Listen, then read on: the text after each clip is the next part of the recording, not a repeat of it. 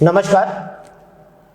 Doctor Vashishtha Sai remedies ने पिछले दिनों एक कार्यक्रम शुरू किया और इस कार्यक्रम का नाम है home coming for integrated Ayurvedic doctors.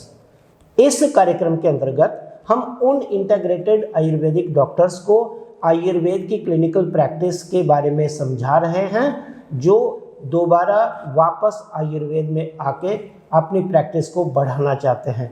और मुझे बहुत खुशी हो रही है आज इस कार्यक्रम में आप लोगों से इंट्रोड्यूस करते हुए औरंगाबाद महाराष्ट्र के दो यंग आयुर्वेद डॉक्टर्स जिनकी 6 साल की प्रैक्टिस में उन्होंने अपने तालुका पाचोड़ में एक बहुत बड़ी प्रैक्टिस इस्टेब्लिश कर ली है और उसके बावजूद आज उनको लग रहा है कि उन्हें दोबारा वापस आयुर्वेद में आना चाहिए। और मेरा अभिप्राय है औरंगाबाद से आए डॉक्टर विकास चावरे जी नमस्कार और डॉक्टर प्रेरणा चावरे जी नमस्कार। 6 बरस के अंदर आप दोनों ने एक बड़ी क्लिनिकल प्रैक्टिस एस्टैब्लिश कर ली पाचोड़ औरंगाबाद महाराष्ट्र में। जी सर। एक बड़ा नाम आपने बना लिया और 6 बरस होते होते अब आखिर ऐसा क्या हुआ कि अचानक आपका झुकाव आयुर्वेद की तरफ होने लगा है और अब आप हमारे पास यहाँ आए हैं updates on clinical Ayurvedic practice grade 5 workshop attend करने। तो इस पर ज़रा आप बारी बारी से प्रकाश डालिए। पहले आप बताइए डॉक्टर विकास चावरे जी। मैं लास्ट 6 साल से एलोपैथी प्रैक्टिस कर रहा हूँ पाचोड़ में कर रहा हूँ। जी। वो बड़ी अच्छी खासी प्रैक्टिस है, पेशेंट भी अच्छे हो रहे हैं।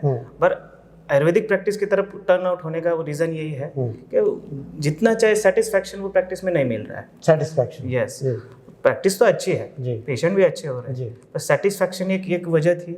और अपने पैथी से कुछ तब ऐसा ये कर रहे थे, अपमानित होने सरी का काम कर रहे थे कि अपने पैथी को अपन जो पढ़ चुके हैं आयुर्वेदिक और वही प्रैक्टिस नहीं कर रहे, तो ये कुछ ठीक नहीं लगा मुझे अपने पैथी के रिगार्डिंग। इसलिए मैंने ऐसा डिसीजन ले लिया कि क्यों ना अब मैं अपने ओरिजिनल पैथी जो आयुर्वेदिक है वो पैथी की तरफ टर्न आउट होना चाहिए। अच्छा। और वो प्रैक्टिस आगे थोड़े थोड़े करके अब बढ़ाना चाहिए। इसलिए यूट्यूब पे मैंने आपका लेक्चर सीरीज देख रहा हूँ, बार देख रहा हूँ, आपको सुन भी रहा हूँ। जी। तो ये मन ऐसा विचार एक सोच आ गई कि आपसे मिलना चाहिए और रिगार्डिंग ये प्रैक्टिस के सामने आपका जो कोर्स है वो करना चाहिए। इसलिए मैं एक मन में एक इच्छा जागृत हो गई और आपको मिलने यहाँ आ गया और आपका ग्रेड 5 वर्कशॉप भी मैंने अटेंड किया है। ओके, बहुत बढ़िया। डॉक्टर प्रेरणा जी आप बताएं।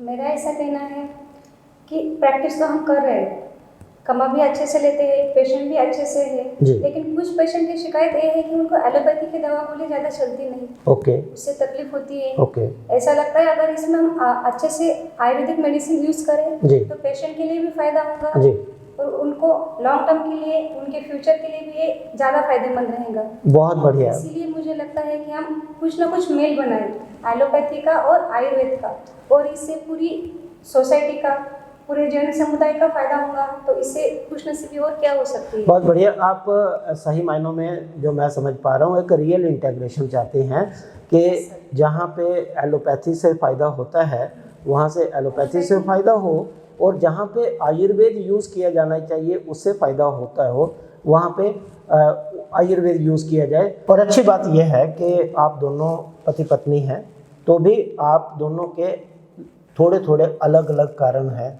आप में असंतोष है, आपको लगता है कि आयुर्वेद में अगर प्रैक्टिस करेंगे तो ज़्यादा सम्मान मिलेगा। और आपका यह है कि एक अच्छी इंटीग्रेशन हो और हम बेटर हेल्थ केयर सोसाइटी को दे सकें। और मैं आप दोनों के विचारों का स्वागत करता हूँ, मुझे बहुत अच्छा लग रहा है। लेकिन मेरा प्रश्न आपसे फिर से है कि आपको अंदर से कॉन्फिडेंस ये कैसे आ रहा है कि एक एस्टैब्लिश्ड, जहाँ तक हमने फीडबैक आपका लिया है, हमने जो अपने तरीके से सर्वे करवाया आपको यहाँ बुलाने से पहले, तो लगभग आपके पास 80 से लेकर 100 तक पेशेंट्स दिल्ली के आते हैं। ऐसा ही है? जी। और इतने पेशेंट्स अगर आपके पास से क्लिनिक में आ रहे हैं और एक हॉस्पिटल है आपका, और आप बताएं उससे पहले मैं आपको बताता हूं कि आपका 20 बेडेड हॉस्पिटल है जी। और इतनी अच्छी प्रैक्टिस के बाद आप ये रिस्क क्यों ले रहे हैं कि मुझे बस आयुर्वेद से प्यार है और इसलिए मैं आयुर्वेद की तरफ आना चाहता हूँ, ये इमोशनल फैसला है या बहुत वेल थॉट ओवर है, मैं ये जानना चाहता हूँ। सर इसके रीज़न 2-3 प्रकार के बोल सकते हैं जी।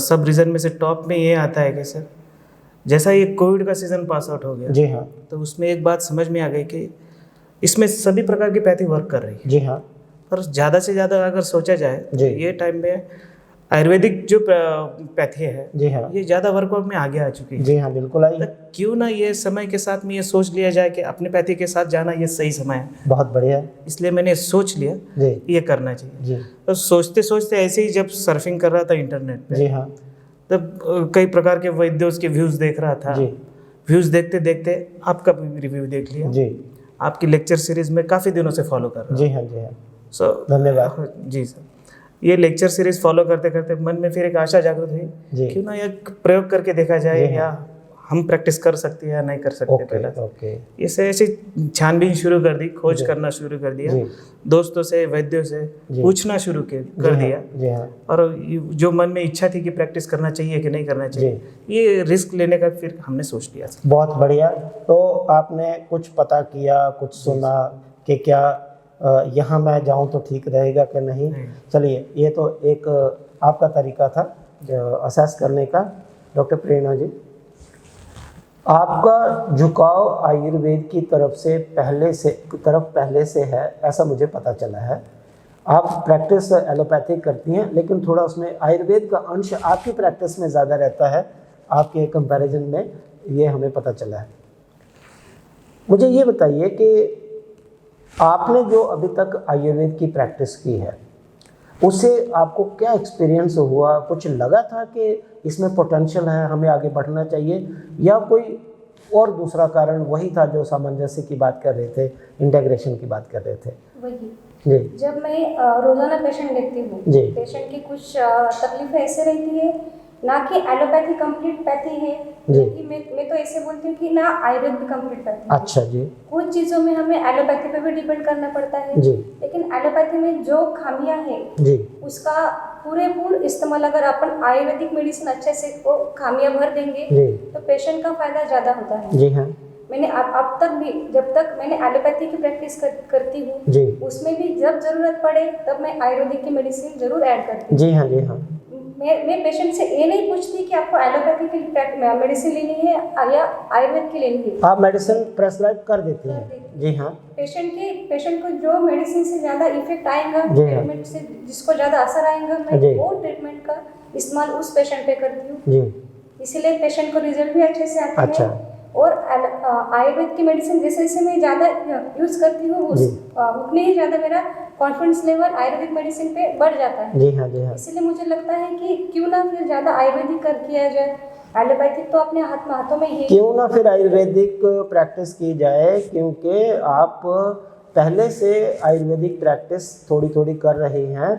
डॉक्टर विकास जी, जी आप दोनों का एक हॉस्पिटल है, जी सर, अलग अलग ओपीडीज हैं, अलग अलग चैम्बर्स हैं, ठीक है। जी तो आप कहते हैं कि मुझे ऐसे प्रेरणा मिली, ऐसे प्रेरणा मिली, वैसे तो ये प्रेरणा ही है। जी। तो ऐसा भी है कि आपको इनसे ही प्रेरणा मिली हो कि इनके पेशेंट्स आयुर्वेद की प्रैक्टिस करने से ज़्यादा अच्छे हो रहे हैं, तो कुछ यहाँ से मुझे सीखना चाहिए। इसका भी रिव्यू ऐसा है सर, जी, जब इनके पेशेंट के जो रिजल्ट देखा जाए, जी, दोनों पैथी का उनका इंक्लूड करके जो ट्रीटमेंट दे रहे थे, जी, तो रिजल्ट काफ़ी अच्छे ही आते हैं। जी, ऐसा बहुत नहीं बढ़िया। कि एलोपैथी से नहीं आते, आयुर्वेद से ही आते, ऐसा ही जी, नहीं जी। है। दोनों को मिला के संगम किया जी। जाए तो दोनों को मिला के रिजल्ट अच्छे ही आते हैं। जी हाँ, जी हाँ, हाँ, जो संयोग की बात उनके पास है वो पहले से ही है। अच्छा, जी सर। बहुत बढ़िया। तो एक्चुअली जो अब बात स्पष्ट हो रही है कि आप लोगों की प्रैक्टिस में प्राइमरीली आप एलोपैथिक प्रैक्टिस करते हैं, आप एलोपैथिक भी करती हैं और उसमें कुछ अंश आयुर्वेद का है। इससे आपको आयुर्वेद पे विश्वास आया है और कुछ आपने यहाँ से देखा, कुछ आपने वीडियोस देखे। लेकिन मैं एक प्रश्न आपसे और करना चाहता हूँ, वो ये कि आपने हमारे वीडियोस देखे, ठीक है, मान लेता हूँ, आपको अच्छा लगे, मान लेता हूँ। कुछ और भी तो आयुर्वेद के चिकित्सकों से, वैद्यों से आपने संपर्क किया या सीधे आप औरंगाबाद से अहमदाबाद आने के लिए तैयार हो गए? इसके पीछे तो रीज़न यही है सर कि जैसा आप यूट्यूब के ऊपर आपका लेक्चर सीरीज जैसे भी जी, इसके पीछे जाना पड़ेगा सर। ये 3-4 महीने जो पहले मैं आपकी लेक्चर सीरीज सुन चुका हूँ जी हाँ, कोविड पीरियड में, जी हाँ, वो काफ़ी हद तक मुझे प्रूव किए। अच्छा जी, मैं आपको सर्च कर रहा हूँ, आपको फॉलो भी कर रहा हूँ, जी हाँ, हालांकि आपको कांटेक्ट करने में देरी हो गई, जी जी, ये मैं मानता हूँ। जी जी, तो जैसे लेक्चर सीरीज आपके सुन रहा हूँ, जी। आपका फैन बन चुका हूँ। धन्यवाद धन्यवाद। उसी दिन से सोच लिया क्यों ना ये लेक्चर ही ऐसे है तो आपको डायरेक्ट कांटेक्ट करके ओके, क्या हो सकता है, जी जी, इसलिए आपको एक बार कॉल किया, धन्यवाद आपने उसी दिन से रिस्पांस कर दिया। जी, तो दूसरे वीक में मैं यहाँ हूँ। बहुत बढ़िया, बहुत अच्छा किया। लेकिन अब आप लोगों ने 3 दिन तक आप यहाँ हमारी company doctor Vashishtha Sai remedies में अहमदाबाद में है जी सर, और अभी लगभग आपका 25वां घंटा चल रहा है कंटिन्यूस ट्रेनिंग का। जी सर, ये काफ़ी एक हेक्टिक आपके लिए भी रहा होगा।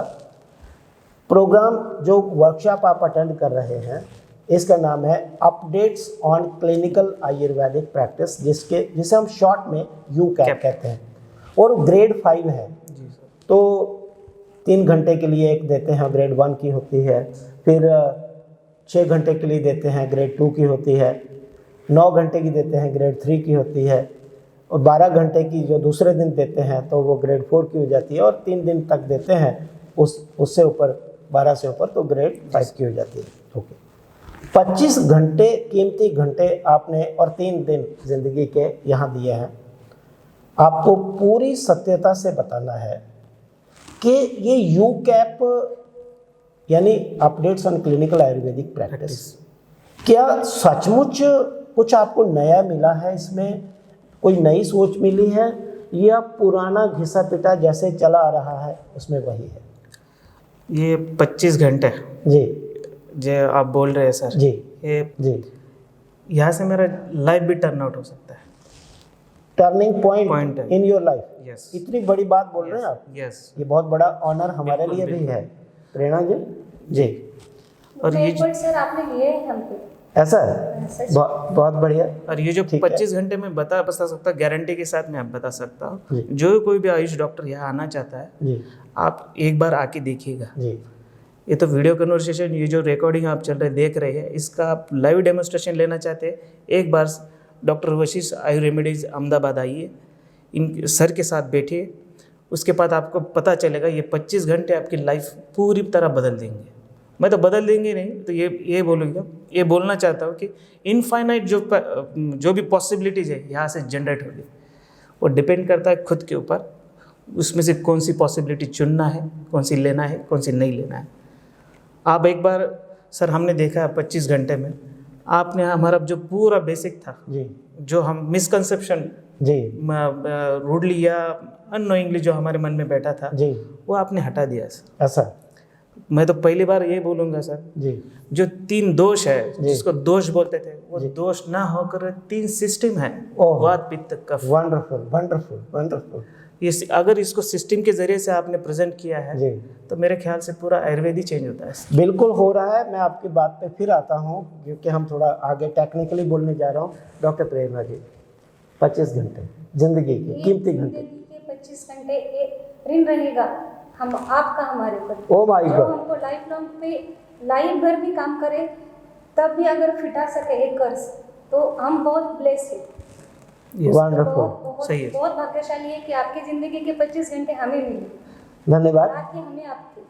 धन्यवाद। लेकिन ये कर्ज नहीं है, ओके, ऐसा कुछ नहीं है, कोई ऋण नहीं है। मुझे अच्छा लग रहा है कि आप लोग इस हद तक इसको महसूस करते हैं। अब मैं आपसे थोड़ा सा आगे बढ़ाने की बात करता हूँ, आपसे बाद में पूछूंगा।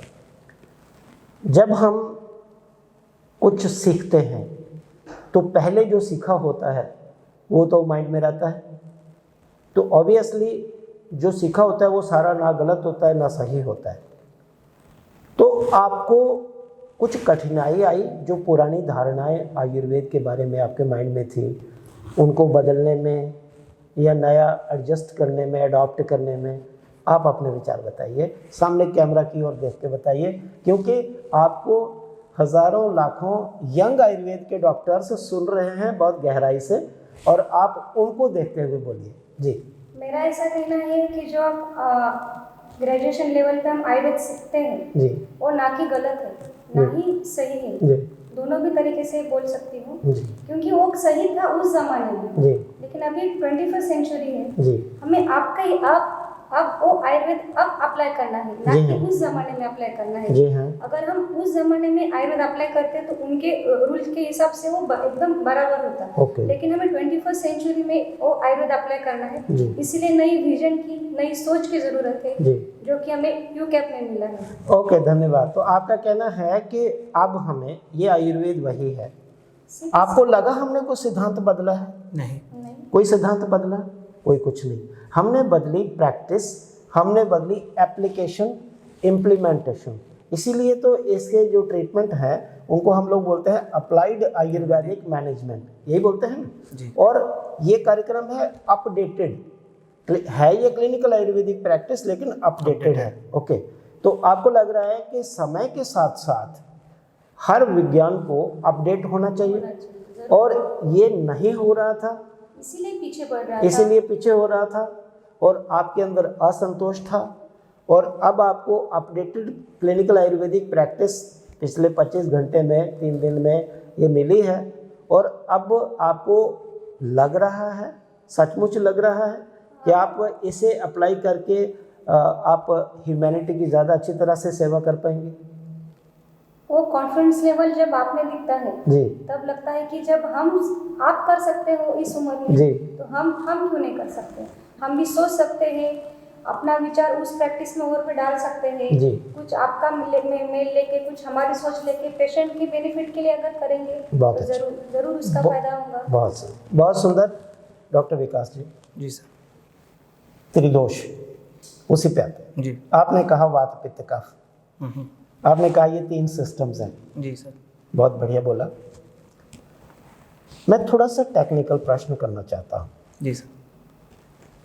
आप 3 दिन के बाद अब आपको कुछ जब बोलता है कि वात, तो उससे आप क्या समझेंगे?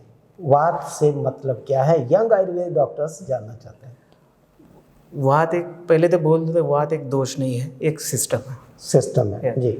नर्वस एंडोक्राइन सिस्टम जो बोलेंगे मॉडर्न टर्मिनोलॉजी में, वही वात है।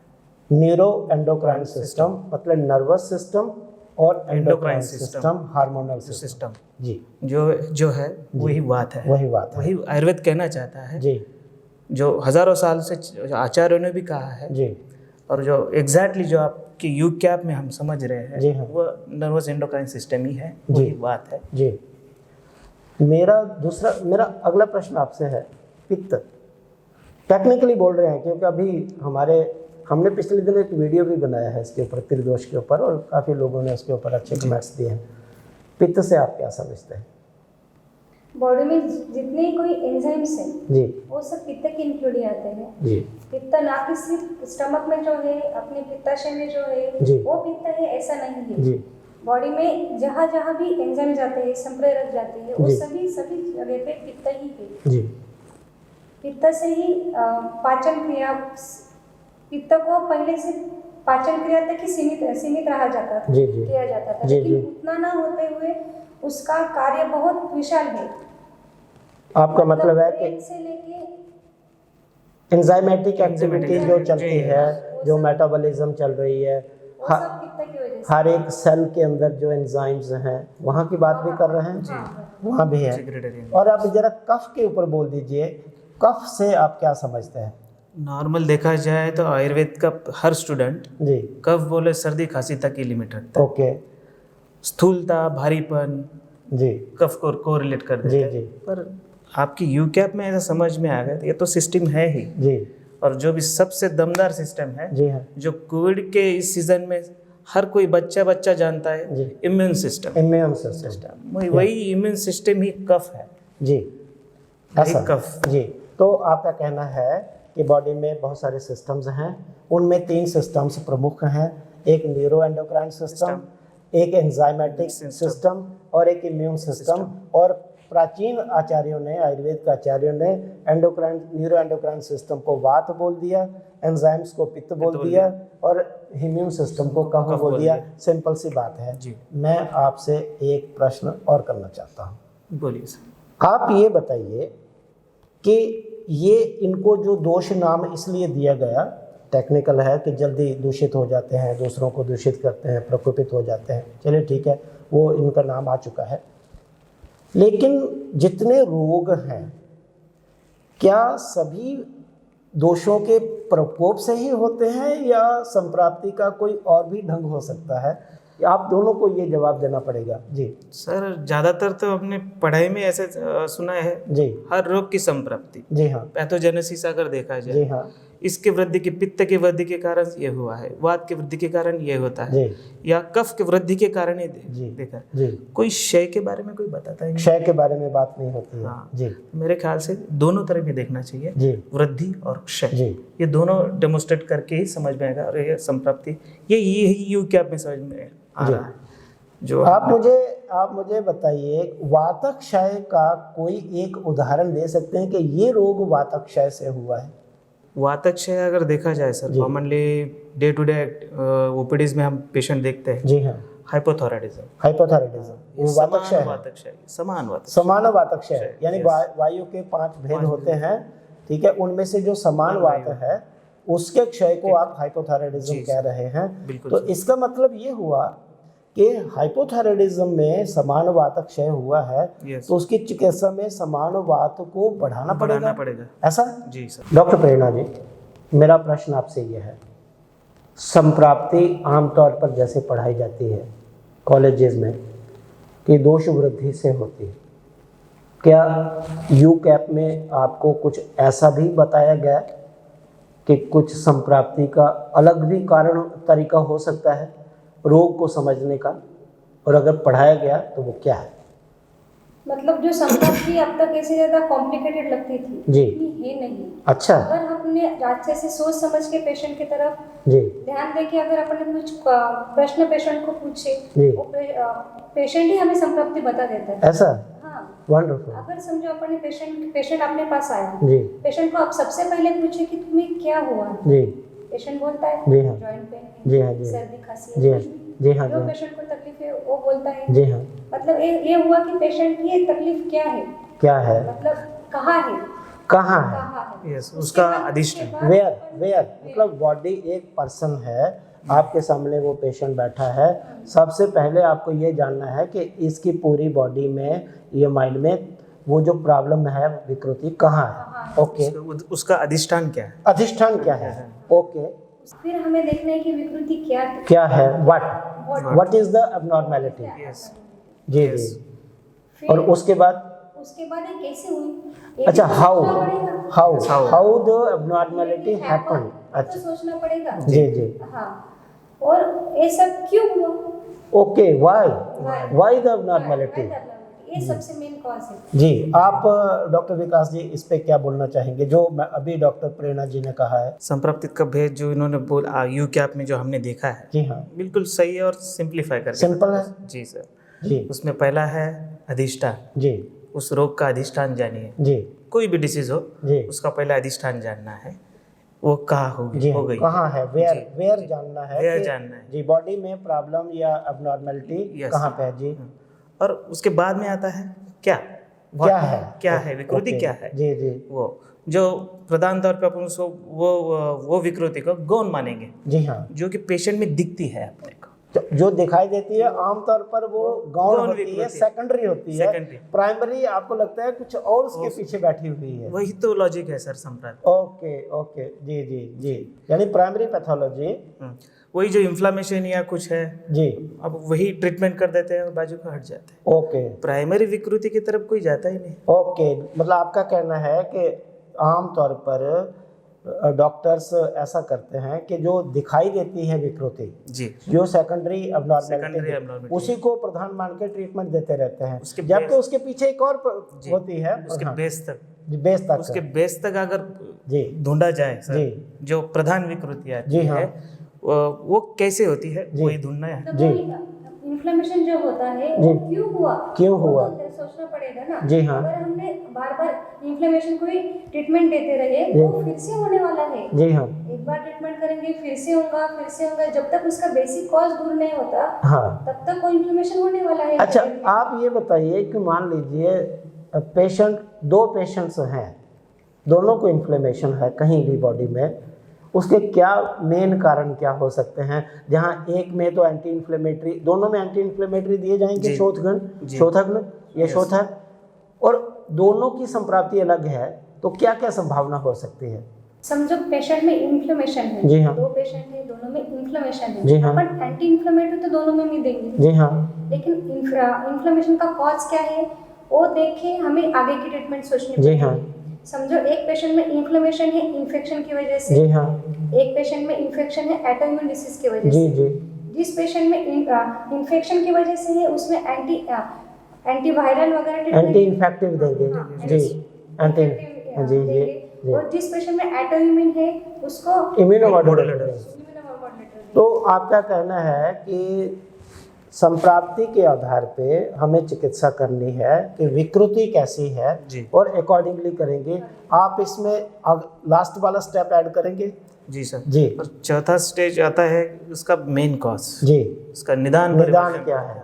तो अभी जो मुझे समझ में आ रहा है, जो आप लोग समझ पाए हैं, मैं यंग डॉक्टर्स के साथ भी सीधी बात करता हूँ कि यूकैप में ऐसा कहा जाता है कि जब आपके पास कोई पेशेंट आता है, आपको सिर्फ 4 चीज़ें देखनी है। पहली चीज़ ये देखनी है कि इस व्यक्ति में, पेशेंट में एबनॉर्मेलिटी कहाँ पे है, ठीक है, वेयर देखना है।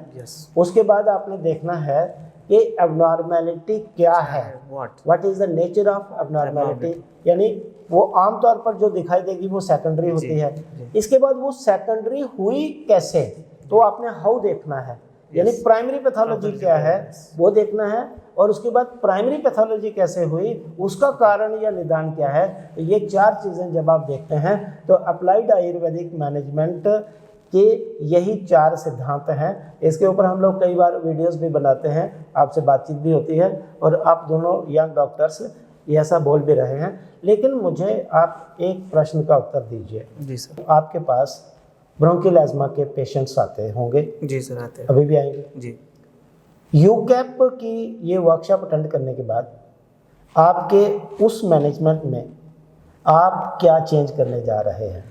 बहुत अच्छे सवाल जी सर। इसमें मैं एक कहना चाहता हूँ, जी, जैसा हम पुरानी एलोपैथी में जो ट्रीटमेंट करते हैं, जी हाँ, जैसा ये अस्थमा का पेशेंट आता है, जी हाँ, तो उसको ब्रोंकोडायलेटर्स, जी हाँ, उसका एंटीबायोटिक्स, जी, कफ सिरप जो भी जी दे जी रहे हैं, जी जी रूटीनली वो प्रिस्क्राइब करते हैं। जी हाँ, जी हाँ, पर खास तौर पे यूकैप में ये देखा गया है सर, ये अस्थमा जो है जी, ये इन्फ्लेमेटरी पैथोलॉजी की वजह से इन्फ्लेमेटरी है। ये ऐसे कोई सोचा नहीं गया था, जी, इसके पहले किसी बताया नहीं भी, जी, बताया भी नहीं गया था। ओके, अगर बड़े तौर से अगर देखा जाए ये इन्फ्लेमेटरी पैथोलॉजी है, जी, तो एंटी इन्फ्लेमेटरी का है, जी जी जी जी, वो तो चाहिए थे ना। जी हाँ।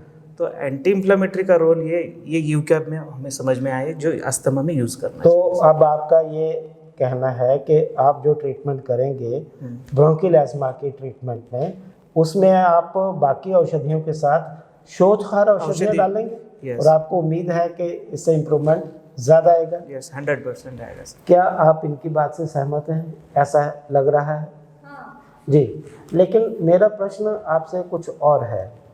आप महिला डॉक्टर हैं, और जहाँ तक मुझे पता चला है आपकी गायनिक्स की प्रैक्टिस अच्छी है, तो निश्चित रूप से आप पहले भी आयुर्वेद से जो स्त्रियों की चिकित्सा करते होंगे, और पीसीओडी के पेशेंट्स भी आपके पास आते ही होंगे, और यहाँ भी आपके साथ पीसीओडी पे डिस्कशन हुआ है। क्या कुछ पीसीओडी की ट्रीटमेंट में आपको नया मिला है जो आप आयुर्वेद के माध्यम से अपने पेशेंट्स को दे सकते हैं, उनका ज़्यादा भला कर सकते हैं? सचमुच बदलने वाला है जी।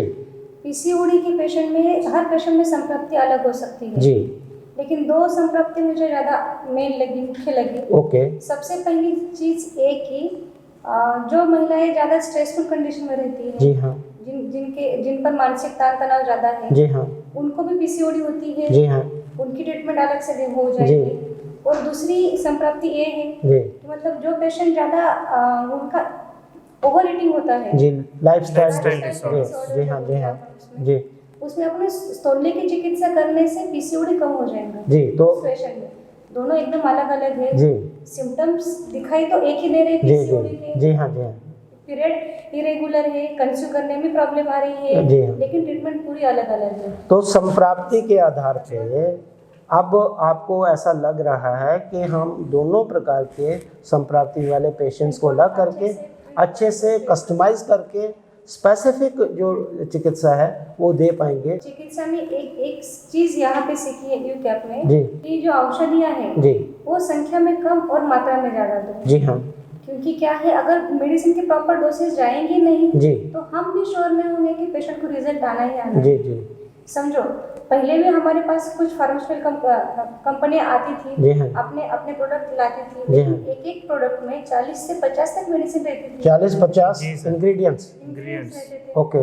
और उसमें हर एक औषधि की मात्रा बहुत कम हो जाती थी ओके ओके और उसका डोसेज भी वो ज्यादा नहीं बोलते, एक टैबलेट या दो टैबलेट सुबह शाम दे दो। जी जी जी इसलिए उसके रिजल्ट के बारे में हम भी उतने श्योर नहीं हो पाते थे। जी हाँ जी हाँ लेकिन हमने यहाँ पे देखा कि आपके ज्यादातर मेडिसिन में 3 या 4 ड्रग्स ही जी है, हाँ औषधियाँ जी हैं, हाँ जी हाँ और वो भी मात्रा में बहुत अधिक है, जी फुल डोज है। फुल डोज जी और उसमें हमने देखा कि आप डायरेक्ट रॉ मटेरियल यूज करते हुए मेडिसिन का एक्सट्रैक्ट यूज करते जी हैं, हाँ इसलिए उसकी इफिकेसी और भी ज़्यादा अच्छी होती जी है। हाँ और हमें ज़्यादा कॉन्फिडेंस आता है कि अगर पहले की मेडिसिन के मुकाबले अगर हमने ये मेडिसिन दिए जी पेशेंट को ज़्यादा अच्छे से रिजल्ट आएगा। बहुत बढ़िया बहुत और ये चीज़ आप हमने तो सब कुछ सीख लिया है जी, यहाँ जी। से, लेकिन जब हम प्रैक्टिकली अप्लाई करेंगे, जब रिजल्ट अच्छे से आएगा, तब आपसे ज़्यादा कुछ तो हम लोग मिलेंगे। बहुत बढ़िया। परीक्षुकारिणो ही कुशला भवन्ति आचार्य चरक ने कहा है।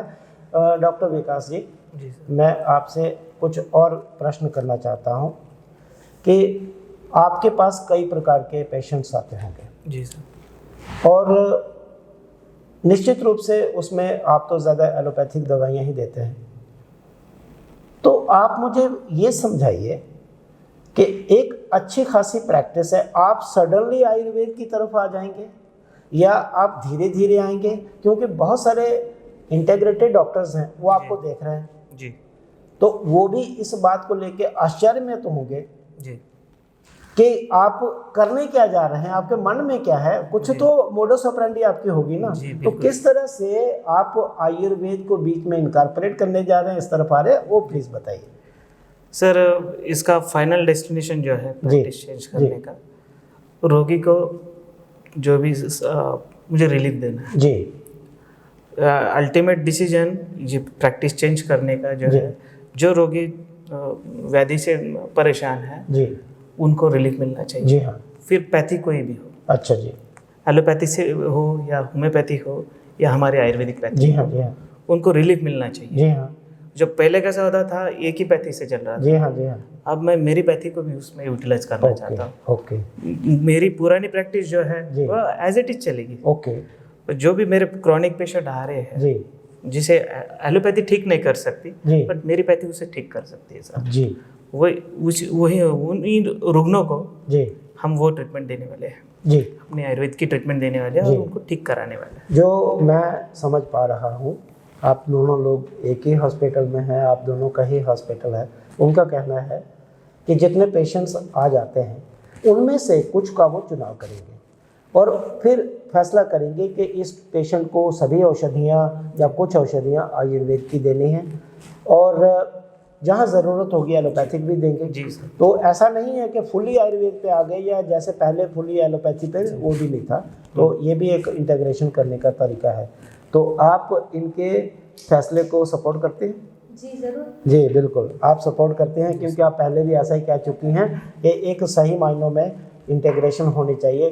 तो जो अभी तक आप दोनों लोगों से बातचीत करने से जो तथ्य मेरे सामने आ रहे हैं वो ये आ रहे हैं कि पेशेंट्स जो जिस लेवल पे आपके पास आते हैं, उनको बहुत सारे ऐसे पेशेंट्स हैं जिनको प्राइमरी ट्रीटमेंट की ज़रूरत होती है, क्योंकि आपके पाचोड़ के क्षेत्र में जो काफ़ी रूरल एरियाज़ भी हैं, तो आपके पास गांव के काफ़ी पेशेंट्स आते हैं और उनको ट्रीटमेंट चाहिए जी, उनको प्राइमरी ट्रीटमेंट चाहिए। और कई बार उनको आपको लगता है कि अगर जल्दी से इम्प्रूवमेंट देना है तो एलोपैथी आप यूज़ करेंगे, लेकिन आपके पास जो पेशेंट्स आपको लगता है कि ये जल्दी ठीक नहीं हो रहे या इनको आयुर्वेद की ज़रूरत है, भले ही वो नए पेशेंट्स हों, वहाँ आप आयुर्वेद देने वाले हैं। क्या यही करने वाले हैं? जी। जी। ये बहुत अच्छा फैसला है कि आप आयुर्वेद को अब धीरे धीरे अपने मेन स्ट्रीम में आप लाने जा रहे हैं आपकी प्रैक्टिस में। और इसमें एक जैसा आपने पहले भी कहा कि कोरोना काल में अभी आपने देखा है कि आयुर्वेद का महत्व जो है वो विश्व स्तर पे समझा जा रहा है। और ऑब्वियसली कोरोना के लिए बहुत सारे प्रयास जो हैं वो आयुर्वेद की औषधियों के द्वारा किए गए और सफल अच्छे रिजल्ट्स भी आए हैं और उसे इनकरेजमेंट भी मिला है। और समाज भी अभी ये चाहता है समाज भी चाहता है कि आयुर्वेद के डॉक्टर्स जो हैं वो आयुर्वेद का ट्रीटमेंट भी दें, जो पहले नहीं दे रहे थे अब वो दें, ये आप लोगों का कहना है। ओके, लेकिन मेरा एक थोड़ा सा इकोनॉमिक्स से जुड़ा हुआ प्रश्न है कि मान लीजिए आपने ये फैसला लिया और आपको ऐसा किसी थोड़े समय के लिए, ये मेरा काल्पनिक प्रश्न है जी सर, थोड़े समय के लिए आपको लगता है कि प्रैक्टिस में थोड़ा सा अंतर आ रहा है, थोड़ी कम हो रही है, लोग क्या समझना शुरू करेंगे आपके बारे में, आप तो एलोपैथिक दवाई देते थे अब ये दे रहे हैं, तो क्या उस चुनौती का सामना करने के लिए आप दोनों लोग मानसिक रूप से तैयार हैं? जी सर, क्योंकि हम आयुर्वेदिक प्रैक्टिस हर किसी पेशेंट में नहीं यूज करने वाले हैं ना। जी। जो पेशेंट एलोपैथी से थका हारा है, एलोपैथी से ठीक नहीं हो रहा है, उसे ही हम आयुर्वेदिक में इंट्रोड्यूस करते हैं। जी। हर पेशेंट को, अगर पेशेंट आपके पास एक्यूट फीवर का आता है, जी हाँ, आप उसमें एलोपैथी ही देना चाहेंगे। जी। आयुर्वेद देने से कोई मतलब नहीं है। जी हाँ। अगर एक हाथ पेशेंट सेनाइल वर्जाइटिस का हो, जी, उसने दुनिया भर की एलोपैथी ट्रीटमेंट कर चुकी हो, जी हाँ, लेकिन उसको फर्क नहीं आ रहा है, जी, अब मेरे हाथ में बाजी आती है, जी, इस टाइम में उसको आयुर्वेदिक यूज करूंगी और पेशेंट ठीक करूंगी। बहुत पेशेंट के लिए भी अच्छा है बहुत और सुंदर, मेरे फ्यूचर के लिए भी बहुत सुंदर, बहुत क्राइटेरिया ऑफ सिलेक्शन बहुत अच्छा है। जहां आपको लगता है कि आयुर्वेद की ज़रूरत है वहां आप ये देने जा रहे हैं। खास तौर पर ऐसा देखा जाता है जी, एलोपैथिक मेडिसिन जितना पेशेंट लेता है, जी, लेने के बाद उसके एलर्जिक सिम्टम्स बहुत ज़्यादा आते हैं। ओके, जैसे कि चेहरे पे फ्लशिंग आना, खुजली होना, हाइपर एसिडिटी की कंप्लेंट्स बताना, जी, ये सारी चीज़ों का बहुत सामना करना पड़ता है। अलॉन्ग विथ फिर वही उसी चिकित्सा के साथ उसको एंटासिड दे दो, बम्बार्डिंग ऑफ मेडिसिन बढ़ जाता है। ओके, और आयुर्वेदिक पैथी का जो मेडिसिन है जी, वो देने के बाद खासतौर पे एलर्जी के सिम्टम्स, कई कबार कोई एलर्जिक रिएक्शन अगर कुछ किसको आता है जी हाँ, तो as compare to allopathic medicine से बहुत कम जी और रिलायबल रहता है और एक्सेप्टेंस बहुत ज़्यादा है। जी, ये है। पर मेरा एक प्रश्न आपसे और है जी, आपके अधिकांश पेशेंट्स तो एलोपैथिक दवाई के हैबिचुअल हैं जी, एलोपैथिक टैबलेट्स छोटी छोटी होती हैं, थोड़ी होती हैं, आयुर्वेद की जो दवाई है उसका टैबलेट का साइज़ ज़्यादा होता है, तो आपको विश्वास है कि आपके पेशेंट्स ये दवाइयाँ एक्सेप्ट कर लेंगे? बिल्कुल सर, बिल्कुल कर लेंगे। ये पूरा आपको विश्वास है? विश्वास है आपको? एलोपैथी की दवाई की जो साइड इफेक्ट है जी, उनके मुकाबले देखें तो पेशेंट जरूर लेंगे, क्यों नहीं लेंगे। एलोपैथी में कैल्शियम की साइज भी बहुत बड़ी होती है। जी हाँ, जी, फॉर एग्जांपल बता रही जी, हूँ, बाकी भी कुछ मेडिसिन है जी, उनकी भी साइज बड़ी होती है, पेशेंट वो ले सकता है, तो फिर आयुर्वेदिक मेडिसिन क्यों नहीं लेगा? आयुर्वेदिक, क्योंकि इसमें साइड इफेक्ट भी कुछ नहीं है। जी, इसलिए पेशेंट जरूर लेगा अगर पेशेंट की इच्छा हो तो। जी हाँ, जी हाँ, और अपन आयुर्वेदिक ट्रीटमेंट ही उसी पेशेंट में देंगे जो खुद से हमें बोलता है अगर हमें आयुर्वेदिक दे सकते हो कुछ तो दे दो, तो ही हम देंगे। अगर पेशेंट अलाउ नहीं करता है, पेशेंट को सब कुछ घूम के आएगा। हाँ। डॉक्टर विकास जी, एक प्रश्न और है। बहुत सारे इंटीग्रेटेड डॉक्टर्स की एक शिकायत होती है कि बरसों से उन्होंने आयुर्वेद पढ़ना छोड़ दिया, आयुर्वेद से लिंक टूट गया, दोबारा अब आयुर्वेद के प्रिंसिपल्स समझ नहीं आते, ट्रीटमेंट समझ नहीं आता, चिकित्सा सूत्र समझ नहीं आते। यूकैप में आप पिछले 25 घंटे से आयुर्वेद आपको सिखाया जा रहा है, जी सर, चिकित्सा सूत्र बताए जा रहे हैं, प्रिंसिपल्स ऑफ मैनेजमेंट। आपको लगता है कि यूकैप के जो प्रिंसिपल्स हैं उनको फॉलो करना, उनके आधार पर चिकित्सा, आयुर्वेद की चिकित्सा करना आसान है, या ये भी आपको लगता है कि ये टफ है?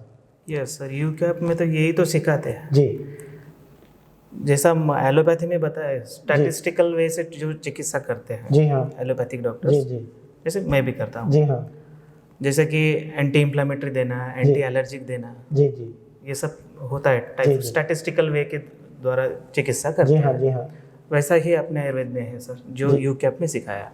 जी। फॉर एग्जांपल देखो सर, एंटी इन्फ्लेमेटरी ड्रग्स, जी हाँ, उसमें चुन लो, जी यूकैप में आपको मिल जाएंगे। जी जी, एंटी इन्फ्लेमेटरी हो गया, फिर एंटी एलर्जिक ड्रग्स, उसके बाद में आता है इम्यून सपोर्टिव ड्रग्स, जी जी जी, इम्यूनोमॉड्यूलेटर ड्रग्स, जी जी, और ऑटोइम्यून जो भी डिसऑर्डर हो जी, उस हिसाब से आपको चॉइस करना है, जी, पुटअप करना है, जी। जो आपको इसका पूरा लेखा जोखा ये यूकैप में आपको मिल जाएगा। आपका अभिप्राय ये है कि जब आप एक बार पैथोलॉजी एक समझ लेते हैं जी तो यहाँ ड्रग्स का क्लासिफिकेशन दिया गया है। जी आपके पास एक ग्रुप है, जी सर, उस ग्रुप में से, उस समूह में से आपने सही औषधि का चुनाव करके उस पेशेंट को दे देना है और आपका विश्वास है कि उस पेशेंट में इम्प्रूवमेंट आएगा। जैसे मान लीजिए किसी पेशेंट को उनमें से 2 ग्रुप्स की दवाई चाहिए, कोई इन्फेक्शन का पेशेंट आया, एंटी बैक्टीरियल और एंटी इन्फ्लेमेटरी चाहिए, कोई ऑटोइम्यून डिसऑर्डर का आया, उसको इम्यूनोमॉड्यूलेटर और एंटी इन्फ्लेमेटरी चाहिए। तो उस पैथोलॉजी या विकृति समझने के बाद ग्रुप में से औषधि का चुनाव आसान है और उसका उपयोग करना आसान है, ऐसा आप मानते हैं, और ये टफ नहीं है। डॉक्टर्स और पर्टिकुलरली इंटीग्रेटिव डॉक्टर्स, मैं आपसे ये कहना चाहता हूँ, आयुर्वेद मुश्किल नहीं है, खास करके अगर आप अपडेटेड आयुर्वेद को समझने का प्रयास करें, योग्यता से इस्तेमाल करेंगे तो और भी अच्छा है। अपनी योग्यता से युक्तिपूर्वक अगर आप उसे इस्तेमाल करते हैं तो आयुर्वेद का ट्रीटमेंट आसान है। ये अपडेटेड क्लिनिकल आयुर्वेदिक प्रैक्टिस आप लोगों को ही फोकस में रख के बनाई गई है। जिस तरह से आप सोचते हैं मॉडर्न साइंटिफिक तरीके से, उसी तरह से ये बनाई गई है। ये कोई पुराने और तरीकों से नहीं बनाई। तो बेसिकली अगर आप इसको समझना चाहते हैं तो डेफिनेटली आप लोगों को इसे समझने में, अपनाने में, प्रैक्टिस करने में आसानी होगी और बहुत ज़्यादा आपको कोई उथल पुथल आपकी प्रैक्टिस में इससे नहीं आने वाली है। और क्या मैं सही कह रहा हूँ? ऐसा ही आपको लगता है? जी, बहुत बढ़िया। हमारी कंपनी की मैन्युफैक्चरिंग फैसिलिटीज़ देखी, प्रोडक्शन देखी, कैसा लगा? सबसे पहले तो जब प्रोडक्शन हाउस में मैं गई जी, तो ये लगा ही नहीं कि आयुर्वेदिक फैक्ट्री है। ऐसा?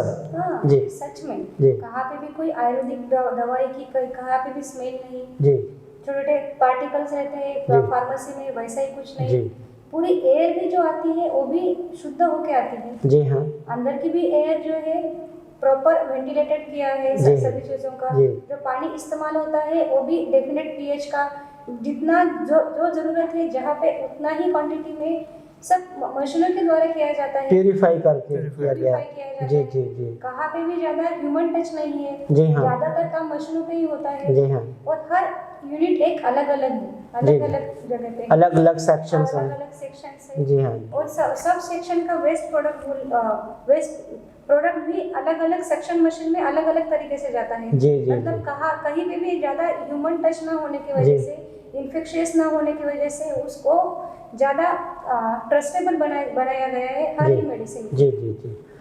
तो आप जो कह रही हैं, अगर मैं सही हूँ करेक्ट करिएगा, आपका कहना है कि अच्छी तरह से यहाँ पे मेडिसिन्स बनाई जा रही हैं, बहुत अच्छे तरीके से।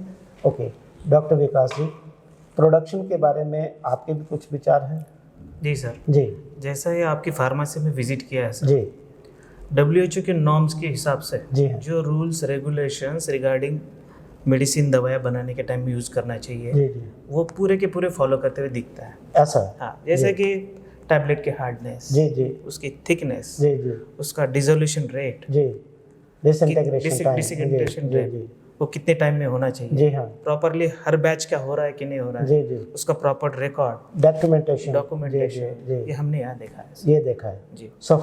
सफाई तो अल्टीमेट थी सर। सफाई अल्टीमेट थी। और अब आप लोगों से मेरा प्रश्न है, आप ही बताइए, आपने हमारी क्वालिटी कंट्रोल लैब भी देखी जी। तो क्वालिटी कंट्रोल लैब के बारे में आपके क्या विचार हैं? सर वही बताऊंगा, नॉर्म्स पूरे फॉलो होते हैं जी, ड्रग सिलेक्शन से लेके जी ड्रग की एक्सपायरी तक का पूरा ख्याल रखा जाता है। जी जी जी ना ऐसे कि ड्रग सिलेक्शन में भी अगर देखा जाए जी तो उनका टीएस बना के जी वो सब कुछ जितने माइन्यूटली देखते हैं, ऐसा लगता ही नहीं कि आयुर्वेदिक कंपनी है, आयुर्वेदिक पूरी लैब है, पूरी सिस्टमेटिक साइंटिफिक वे पूरे साइंटिफिक तरीके से ये की जाए और इनके ऊपर विश्वास किया जा सकता है। 100% सर, जी खा के देखिएगा सर। धन्यवाद धन्यवाद, बहुत बढ़िया, आपने अच्छा कहा। तो फ्रेंड्स, हम लोग अपनी तरफ से डॉक्टर वशिष्ठ साई रेमेडीज़ की तरफ से पूरी कोशिश कर रहे हैं 2 बातों का। पहला ये कि पिछले लगभग 40 बरस में मेरी सहयोगिनी डॉक्टर ब्रजबाला जी वशिष्ठ और मैंने जो क्लिनिकल एक्सपीरियंसेस शेयर किए हैं वो आप तक हम किसी भी तरीके से पहुंचा दें, और उनमें से एक तरीका अब जो हमने शुरू किया है, और उसके फर्स्ट बैच के 2 यंग आयुर्वेद डॉक्टर्स महाराष्ट्र औरंगाबाद से आए हैं, और ये तरीका है हम यूकैप ग्रेड 5 की वर्कशॉप से शुरू किए हैं जो 3 दिन की होती है, और लगभग आपको 25-26 घंटे हमारे साथ रुकना होता है। लंबे लंबे सेशंस होते हैं। बोरिंग होते हैं क्या? नहीं सर, इंटरेस्टिंग होते हैं। हर एक स्टेज पे इंटरेस्ट लेवल और भी ज़्यादा बढ़ जाता है। तो पहला तो ये है कि हम आपके साथ वो शेयर करें, और दूसरा हम क्या चाहते हैं कि आप लोग आए, और इसके बाद भी जो भी लोग हमारे यूकैप वर्कशॉप्स अटेंड करने के लिए आएंगे, हम उनको अपनी प्रोडक्शन फैसिलिटीज़ दिखाएंगे, उनको दिखाएंगे कि किस प्रकार से scientifically world class WHO standards पे मेडिसिन्स मैन्युफैक्चरिंग की जाती है, उनकी टेस्टिंग की जाती है, और हर जगह पूरी इस बात का पूरा ध्यान रखा जाता है कि क्रॉस कंटेमिनेशन ना हो, किसी जगह कोई मैन्युफैक्चरिंग कोई कमी ना रहे, और हम विश्व स्तरीय औषधियाँ बनाएं जिससे कि आप लोगों के पेशेंट्स पूरी तरह से जितना भी मैक्सिमम इम्प्रूव हो सकते हैं, ठीक हो सकते हैं, इन दवाइयों से हों। और अब हम इसके बाद आते हैं हमारे इस प्रोग्राम के अंतिम चरण में, जहां हम अपने 2 डॉक्टर्स डॉक्टर विकास चावरे जी और डॉक्टर प्रेरणा चावरे जी औरंगाबाद महाराष्ट्र से आए हैं, इनको हम लोग सर्टिफिकेट देंगे। तो आइए अंतिम चरण में कदम रखते हैं। तो फ्रेंड्स, इसके साथ ही हम पहुंच रहे हैं डॉक्टर वशिष्ठ यूकैप ग्रेड 5 की इस वर्कशॉप के कंप्लीशन पर। अब मैं रिक्वेस्ट करता हूं हमारी company doctor Vashishtha Sai remedies की CEO डॉक्टर ब्रजबाला जी वशिष्ठ को कि डॉक्टर वशिष्ठ यूकैप ग्रेड 5 वर्कशॉप में यूज़ किए गए लिटरेचर को भेंट करें। डॉक्टर ब्रजबाला जी, बहुत बहुत बधाई। डॉक्टर प्रेरणा चावरे जी, और अब मैं डॉक्टर वशिष्ठ ऐसा ही लिटरेचर हमारी company doctor Vashishtha Sai remedies की ओर से ऑफर करने जा रहा हूं। डॉक्टर विकास चावरे जी, बहुत बहुत धन्यवाद। बहुत बढ़िया तरीके से आपने पूरी वर्कशॉप अटेंड की, धन्यवाद। और अब दोबारा रिक्वेस्ट डॉक्टर ब्रजबाला जी वशिष्ठ से कि वो डॉक्टर प्रेरणा चावरे जी को इस वर्कशॉप का सर्टिफिकेट दें, grade 5 यूकैप workshop.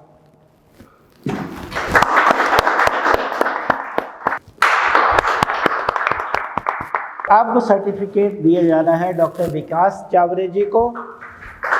Doctor Vashishtha updates on clinical Ayurvedic practice grade 5, बहुत बहुत बधाई डॉक्टर विकास चावरे जी, बहुत बहुत बधाई। आपने सक्सेसफुली इस updates on clinical Ayurvedic practice workshop को पूरा किया।